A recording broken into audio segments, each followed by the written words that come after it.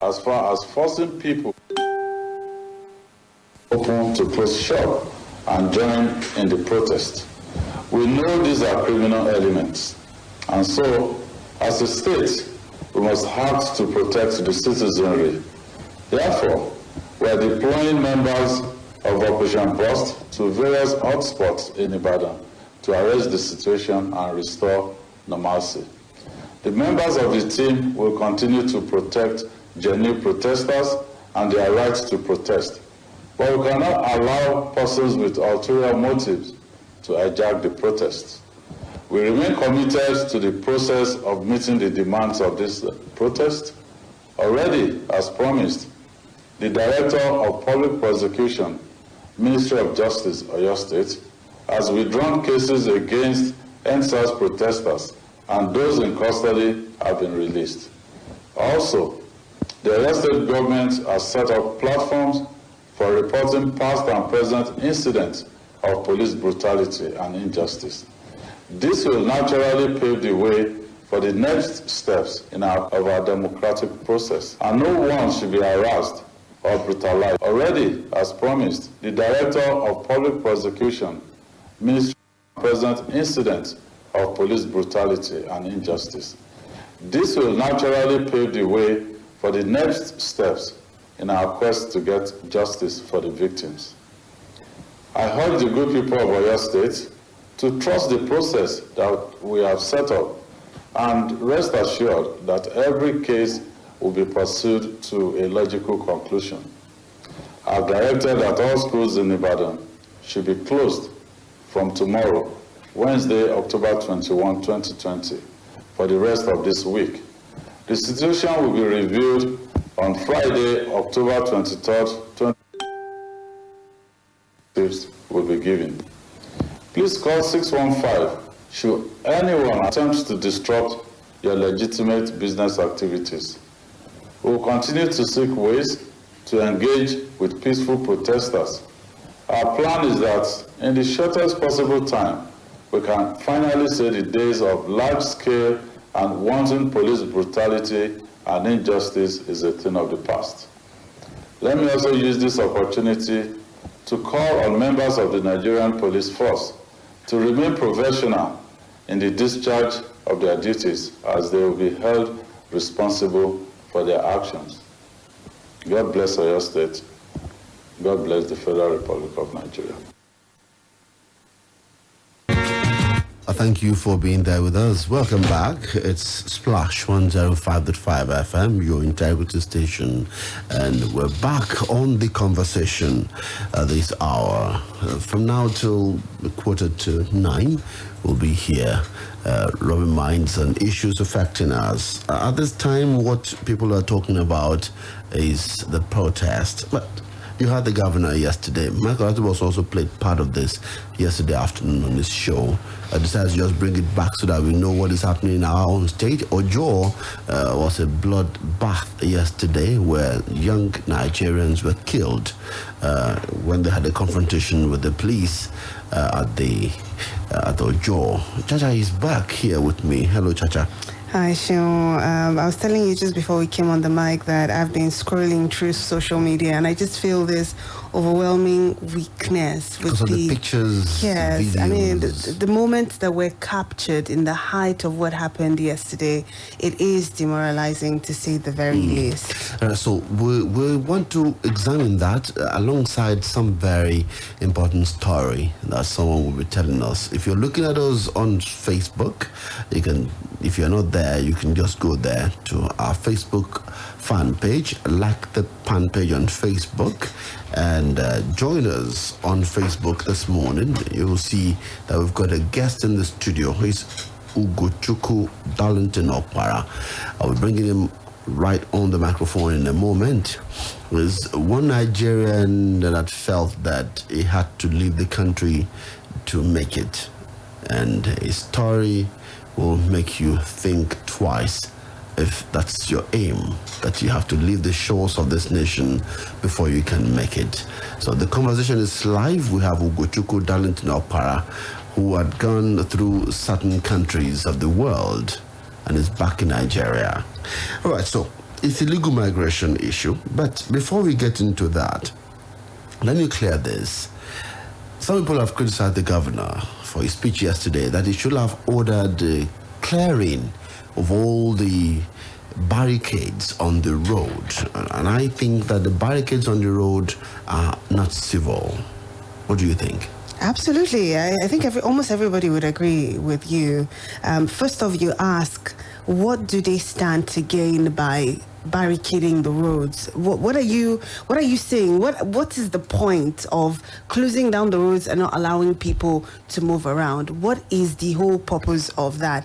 And then using that opportunity, to extort money from people or force people to do a certain thing or say certain words because you're protesting, it makes little sense. And I feel like it's about time. People are complaining. I mean, people's tempers are high. There's anger, you can tell, because you probably have an emergency you have to attend to, and you're driving through and you get to a point and you have to turn. A lot of people had to go to work. Some people work essential services, and it's not like these people you can have a conversation with and say, hey, I work with the press, I need to be at work. Yesterday there was an interview with David Bello, one of our correspondents, who said he presented his ID card to these guys and said, they didn't recognize. No, they said, if you be working with television, you're not going anywhere. It's only ambulance that will allow to pass. And that makes no sense, especially when that action does not serve to do anything towards the greater cause, which is end SARS. I wonder. I was also a victim of that yesterday, and I was really pissed when those guys were asking me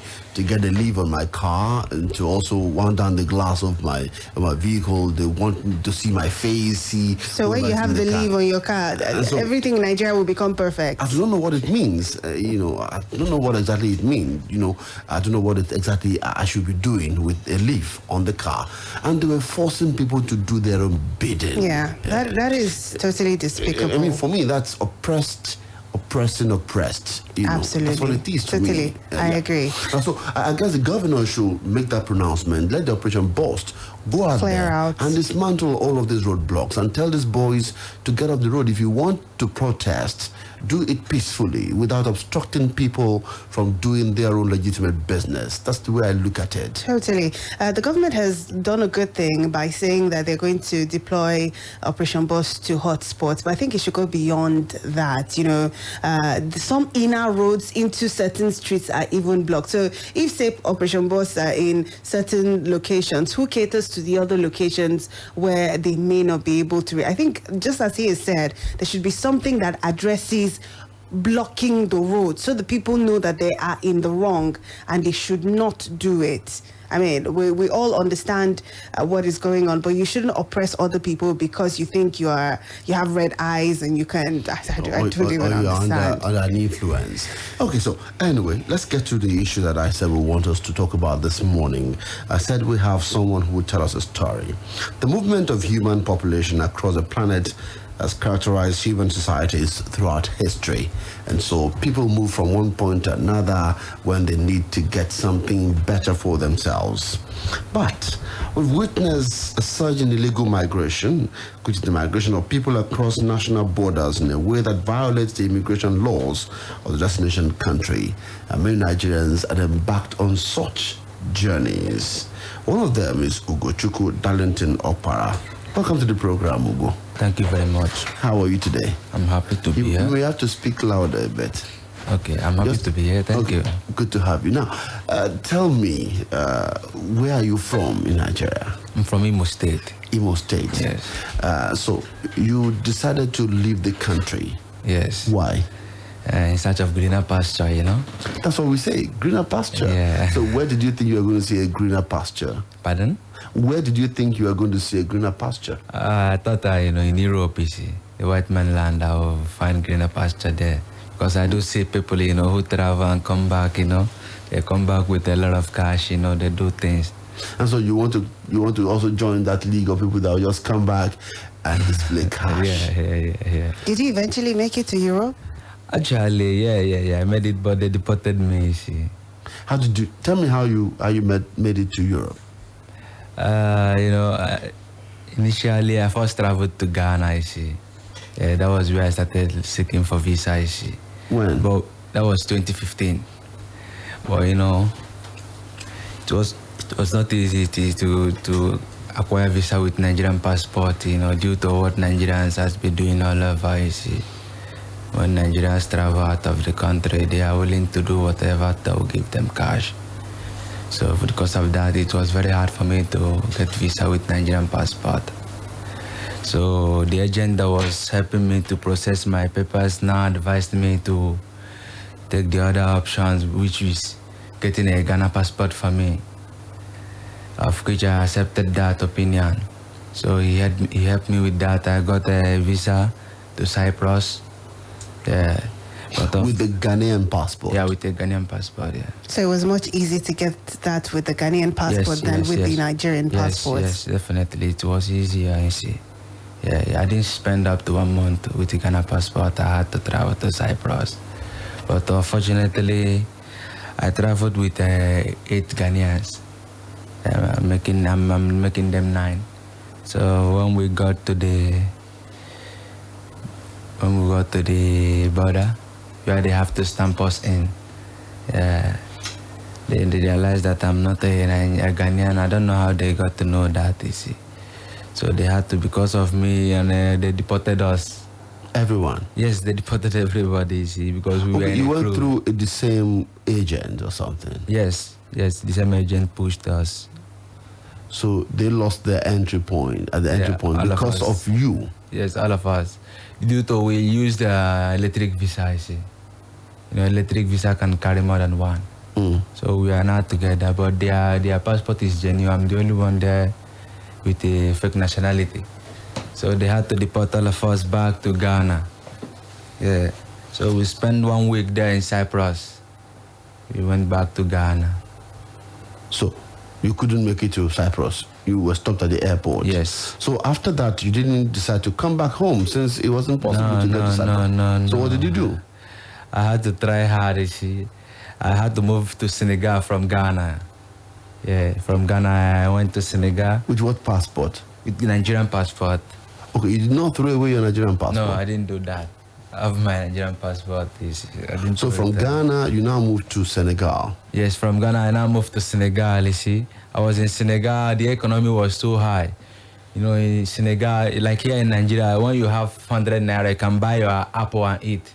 But Senegal is not like that. Everything is in kilo, you see. You can't afford kilo, you don't have to buy that. Even your banana and everything is like that. It's measured in kilos? Yes. So the economy was so living there was expensive and difficult? Yes. So I decided to move to Morocco, you see, to see if I would go back way through Morocco to Spain. Okay, so you got to Morocco? No, I didn't make it to Morocco. I was actually at the border, Mauritania border. They told me that as a Nigerian, I need visa before I will enter their country. So there I was bargaining with them how much and all this. I met 2 Igbo brothers. They now asked me, where am I heading to? I told them I want to go to Morocco, you see, to find my way to Spain. They now advised me that the best way is Libya to Italy. Yeah, that a lot of people are dying in that Morocco sea, that I should move to Libya. That's how I decided to move to Libya. So from the border of Morocco, you were advised... Border of Mauritania. Of Mauritania. Yeah. So you were advised to go to Libya. Yes. And so how did you get to Libya? It was not an easy one, you see. Because I had to return back to Mali and book my ticket to Agadez. Agadez, that's Niger. So, and the agent that was supposed to push me is not a Nigerian, he's a Gambian. So he wasted a lot of my time there in Agadez. I spent like 2 to 3 months in Agadez before he could push me. And when he pushed me... Did you, from Agadez to Libya, did you travel by road or... Yeah, by desert, by Sahara, Sahara. You went through the desert? Yes. That means you were smuggled into Libya? Yes. Not only me, all Nigerians do that, you see. There's no one who goes to Libya now by flight. Is that journey? It's not easy at all. How many days did it take their lives. How many days? Okay, I spent up to 2 weeks on the way, you see. In the desert? Yeah, because we go to a place, called Doroku, So the driver now told us that he's short of fuel now. It's a small village, and they have some things they sell there. So he now told us that this place, our agents have to send him money to buy fuel to forward. She did that, but they just established there later, you see, the government of Niger. So we spent some days. We were there. We passed to 2017. I moved on 2016. We were there. We celebrated New Year. Entered 2017. You see. On the road. Yes. Now, what happened to you in Libya? We'll talk about that after this break. To stay with us. Thank you very much.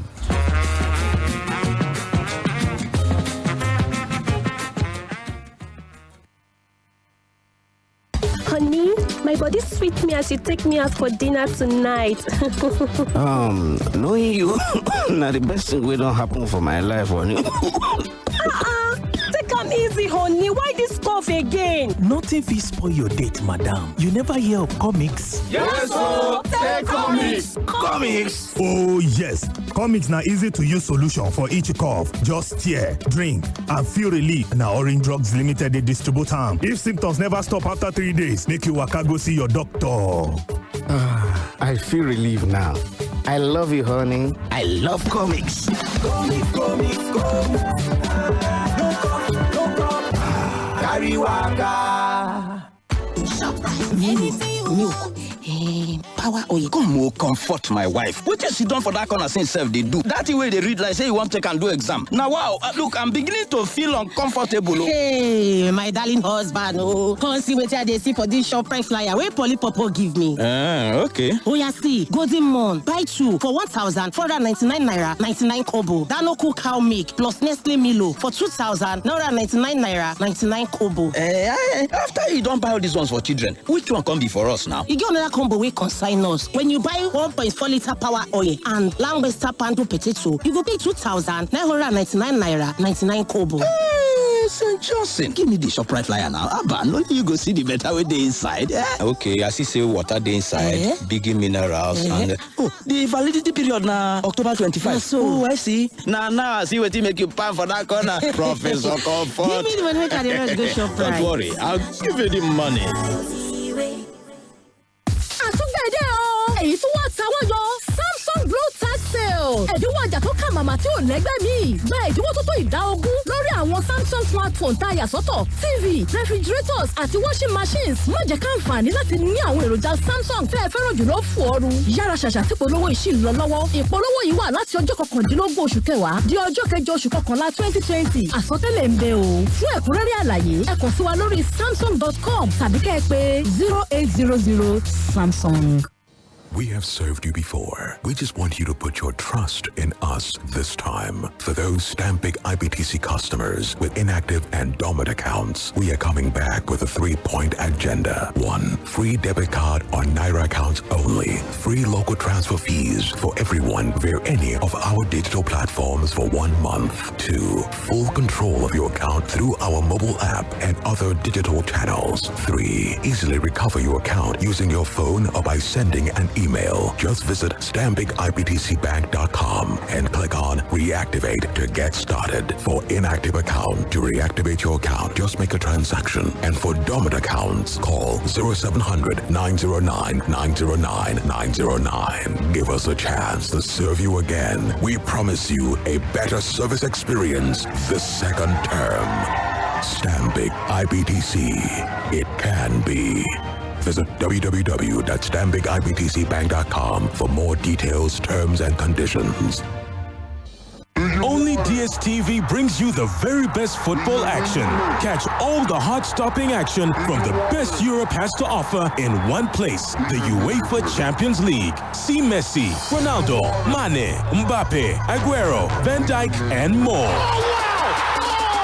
Who will be the kings of Europe? Find out on the brand new revamped SuperSport Football Plus channel on 202. We have the world's best football only on DSTV. It's a brand new day, I'm feeling stronger. I fit to do anything, I fit to do my work now. Just first day was tough, but I don't repair, I don't recover. Yeah, see me as a fresh. Now they ask me how will I do? Like me, I say I still in the way. You for capsule, I'm for liquid. Yeah. Repair and recover with Astimine, a blend of amino acids and multivitamins.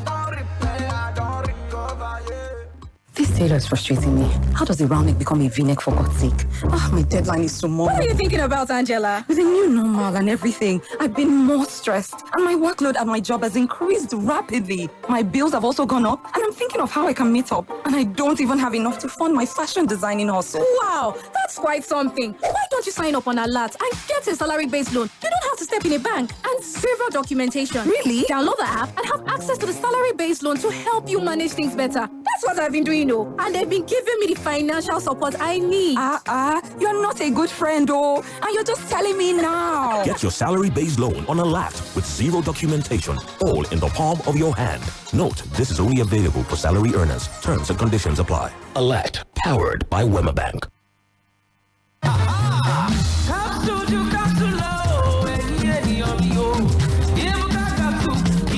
ìrora ò lẹ́nu níbi tí ibucap capsule wà. Ibucap capsule ní gbáǹkọ́gbì lọ́pọ̀ mẹ́ta agbára nínú ọ̀kan láti gbá ìrora àti ìgbóná wọlé ní wàrà ṣíṣà. Ibucap ní paracetamol, caffeine àti ibuprofen nínú. Ibucap tó ní agbára ìlọ́po mẹ́ta nínú ọ̀kan ó lágbára ju ìrora lọ. Lẹ́yìn ọjọ́ mẹ́ta tára rẹ̀ ò bá yá, lọ rí dókítà rẹ̀ o. Shalina Healthcare Limited ló ń ṣalágbàtà ẹ̀. Splash FM 105.5.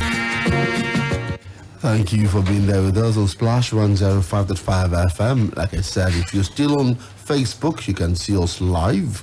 And Ugochukwu Darlington Okpara is still right here with us. And we're talking about his journey. And it's amazing that he had gone through such a journey because he was looking for a greener pasture. And Chacha asked a fundamental question. Yeah, I asked you when we're off the mic, is Nigeria that bad? I want you to give your answer so the people listening can hear. Why were you so desperate to go through all these hurdles and, dangerous turns just to leave Nigeria? Actually, see, it was not the plan initially, but after the deportations, I don't have to come back, due to, we the Eastern people, we know that whenever someone travels, he has to come back with something. So when you come back like that without nothing, people will look down on you. So those things, makes the youth always get crazy. So it was more like the pressure you feel from family and friends who know that you tried to go, that they kept you going. Sorry, Ugo, is Nigeria bad for you to want to take that journey? Yes, Nigeria is bad, yes, to be honest, Nigeria is bad. Due to the leaders, both the followers of the leaders and we the citizens, we are all bad. Because when you ask a question, Nigeria, come again with that question, are you asking the landmark of the country or the people in the country, who is the Nigeria? Come back, throw the question back. Oh, you're asking us to rephrase? Yeah, the question you throw Nigeria. Yes. The Nigeria you mentioned, is it the landmark or the people? The situation and the people we have it. Is it that bad? The situation and the people, yes, we are all bad.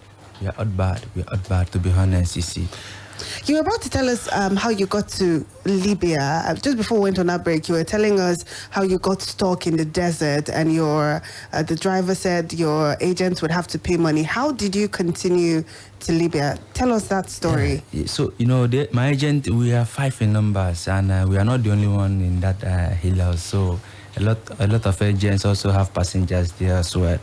So he had to connect them and the agents sent money, but our own agents, he didn't send any money.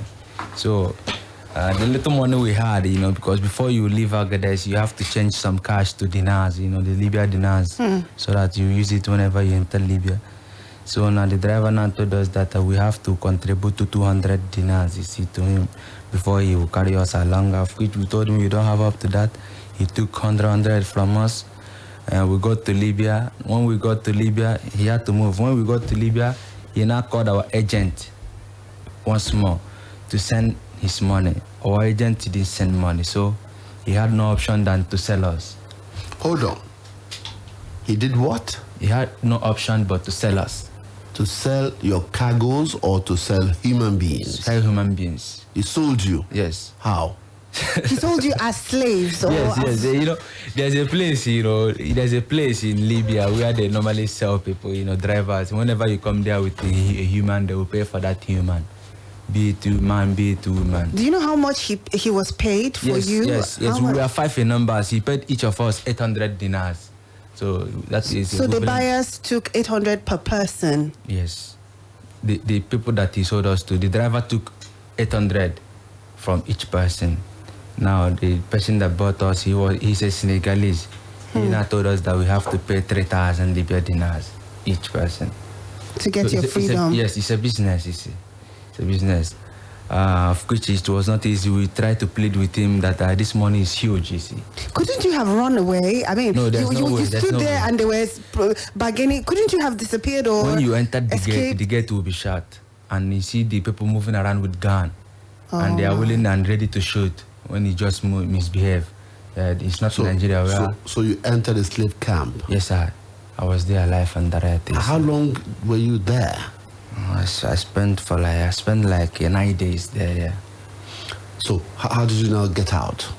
Actually, see, when I called my brother that I'm in social situation now, contacted them and told them not to beat me. That by next week he will find a means to send them the money. So the man that bought us now was happy because some of the in that 5 people we are, some has paid a little money from their country. So he now bought us food that day. We ate and we lie down to sleep. That was on Saturday evening. You see, we lie down to sleep in around that kind 9 in the night. You see, the people in charge of the human trafficking, they sold a lot of people. They made a lot of money that day, so they were all drunk. Yeah, so they're celebrating. Yes, they were in a joyful moment. You see, so they were all drunk and they went to sleep. You see, so there was guys who had stayed there up to 2 months. So they saw a place where they can boss for we to escape from. So I was sleeping. One of my friends tapped me. Hey, Ugochukwu, wake up. I wake up. He showed me what they are doing. So I had to carry my bag along immediately, you see. So people were jumping. Not everybody will have the mind to jump because when you jump out, where are you going? Where are you running to? Yes, if only you have the mind, the survival of the fittest. So I had to also escape. Now when we jump out from that place, what are you going to do? Yeah, and that was during the cold period, you see. Wow. And Libya cold is like winter. Yes. If you leave your water outside before daybreak, you see block inside. Yeah, that's the weather idea, I see. So we had to run, you see. While running, one Arab man saw us, he started shouting. By the time he started shouting, we heard the gates opening. That's mean those people, though they are drunk, they noticed that something that happened, you see. They moved, they started their healers, they were looking for us. So we not splitted, you see. Yeah, by the grace of God, we were 4 people, my side, 1 Gambian, 1 Cameroonian, 1 Sierra Leonean, and me. Nigerian. We are 4. We headed one left side. We took that way.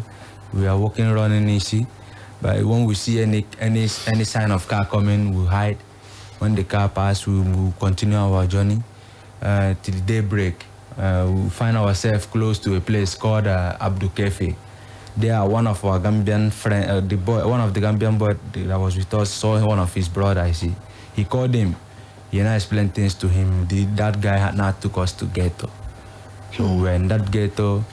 The person in charge of the ghetto now told us that we have to raise money for him to push us to Tripoli. Then when we get to Tripoli, we believe these people will no longer find us there. So that's how you escaped? Yeah, that's how we escaped. I was going to ask you, you said the people who bought you, the slave traders, they said you had to pay 3,000. How much does that amount to in Naira? That's 300,000. 300,000 Naira? Yeah, 300,000. So the worth of an individual is 300,000 Naira. Do you know if there are still Nigerians in that slave uncountable, camp. you see. Now they are uncountable. That is actually the reason why I came to broadcast this, to see if Nigerian government will see how best to contact the Libya government and tell them to free their people. Yeah. How big was the camp? Can you give us an idea of the size of the place? Like the compound here? Yes. The people is inside there, and inside there also you have markets, you know, maybe the people who cook food. If you have money, you can buy food. Yeah, the only thing you can get there freely is water, you know. You can get water freely to drink. So it's like a running community, an active community of different people in there. And the government of Libya is aware? I believe. Why would you think that the government would be aware of a place where such a trade is going on? I recall that CNN also did a report on this kind, on this kind of thing, and you are saying that you know that there are people there. The Libyans, some Libyans are profiting in this, you see. Yes, and the Libyans also, the white Libyans, they are full of racism, you see. When they see blacks, they see black people like jackies, you see. They don't regard us as human beings, the same way the Europeans are behaving now. And for the CNN issue you mentioned, while I was still in Libya, the CNN, we heard that they came for that. So myself here, I tried to connect them, to tell them that if the Libyans say that it's a lie and they need a video to prove this, that I can help them to get that video for them, anything they want that I can help. But they didn't reply me, you see. Of which now that I'm in Nigeria, so I tried to connect them as well again, but they didn't reply me. So I don't know why they see, and I don't know their mission. I'm sure you must have spent monies, and from the first time you left Nigeria, you didn't think you were going to get into these troubles, of course, but it would have cost you a lot from the moment you decided to leave Nigeria to, where was it the first time? Ghana, and then eventually to Cyprus. Have you been able to estimate how much it cost you? And if you had to do all over again, will you choose the path that you've taken? No, you wouldn't. Yeah, I wouldn't. Because now, I'm into business now. If I have such money, I'll invest it in my business. Now, taking that journey, do you think Nigeria failed you? Nigeria. See, in Nigeria, when you travel outside Nigerians, you see a lot of Nigerians outside, you see. So I believe that, Nigeria is not suitable for them. That is the reason why they are all out. They are, looking for a greener pasture. As you can see here, we have a lot of youth, jobless, you see, doing nothing, you see. The Nigerian government, we have resources, but they are not utilizing it. That they will try to take their family abroad, you see, to study there, give them a better life there, while the poor masses are dying, you see. That is the reason why I had to leave, you see, also to go and see if I'll get find greener pasture abroad.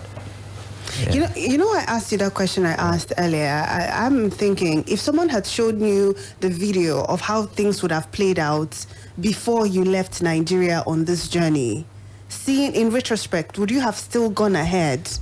Actually, if I was shown this, I don't think I would have moved.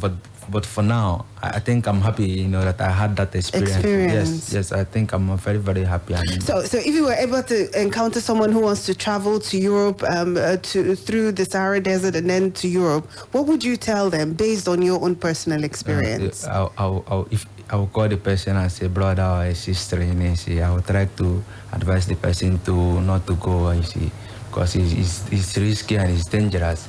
People lost their life, you see. In desert, while passing the desert, you see a lot of places where the people have been buried, you see.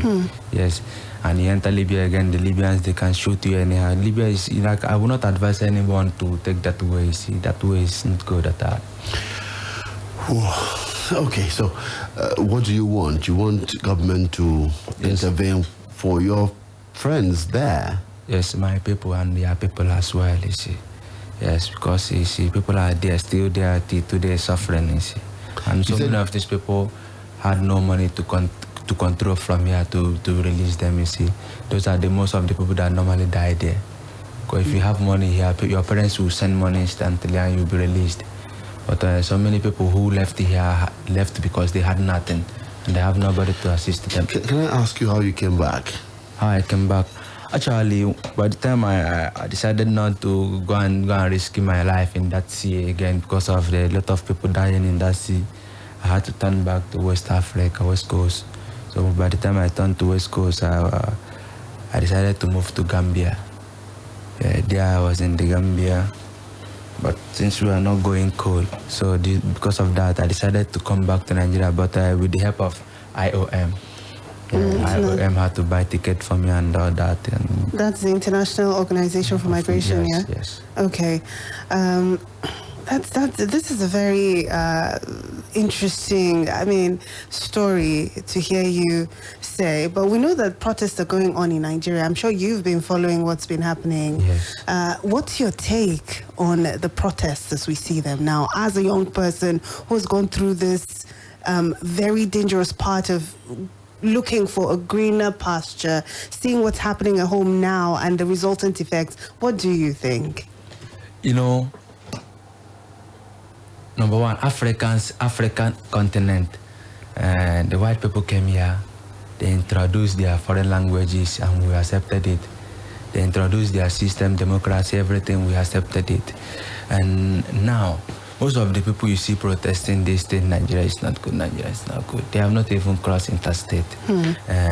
And in terms of Nigerian government, you see, they are not trying. And my first blame goes to the people close to Buhari, people who are following Buhari. They are not giving him good advice at all. And the second blame goes to Buhari. Third blame goes to we also, because we are not good citizens as well.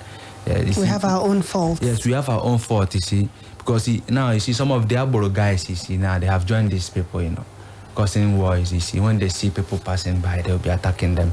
And most of the people that started this and SARS, you see, they are all Yahoo boys. Yes. And all these Yahoo boys, I don't think that's accurate to say all of them are Yahoo boys. I say most of the boys that started this are Yahoo boys. And when I say Yahoo, even Yahoo Plus, you see, Yahoo Plus, these boys, I know what they have been doing, which is very, very bad. Most of them are the reason why Nigerians to get visa to any foreign country is hard. And the way things is going actually, I don't like it, you see. I don't like it. I think government should do something in this. But I'm not in support of ending SARS, because if we end SARS, you see, things will go more wrongly. You are in support of SARS? No, SARS actually, they are not doing their job very well, you see.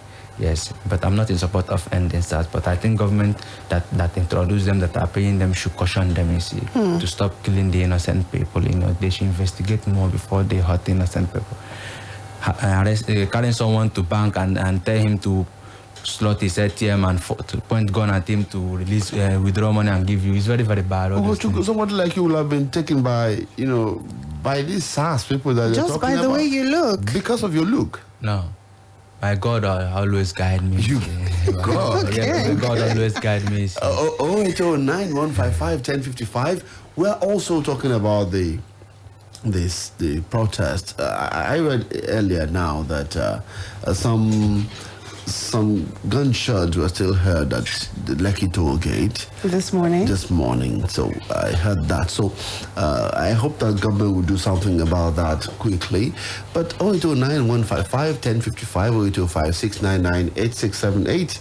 If you can just take one or two calls, I'm sure that the producer is already not happy that we're taking calls. But let's just hear from one or two persons before we say bye at this time. So let's see who is here. Hello. Okay, 08091551055, 0805-699-8678, and 0706-949-3000. Hello. Hello, Oluwaseun. Good morning, sir.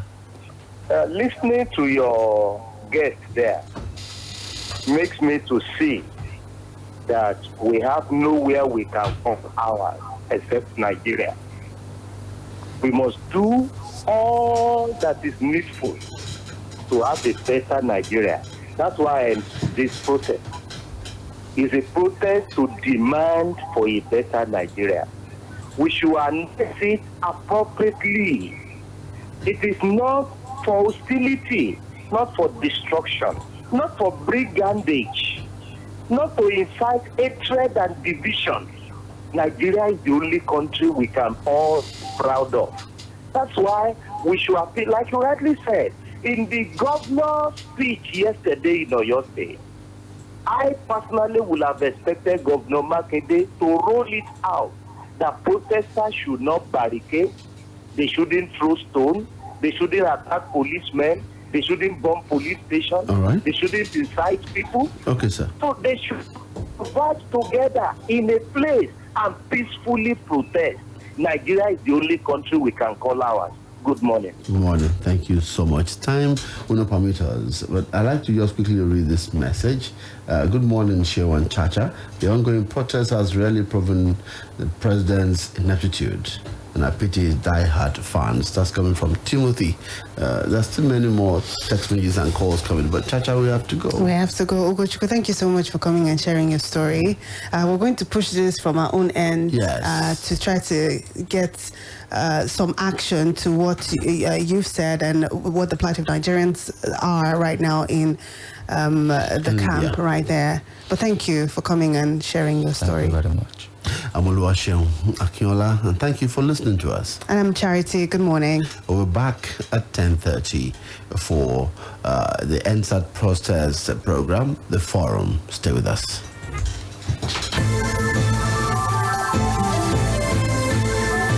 My name na Ife, but my friends they call me Phil. Every time I play, na so I dey lose like play, but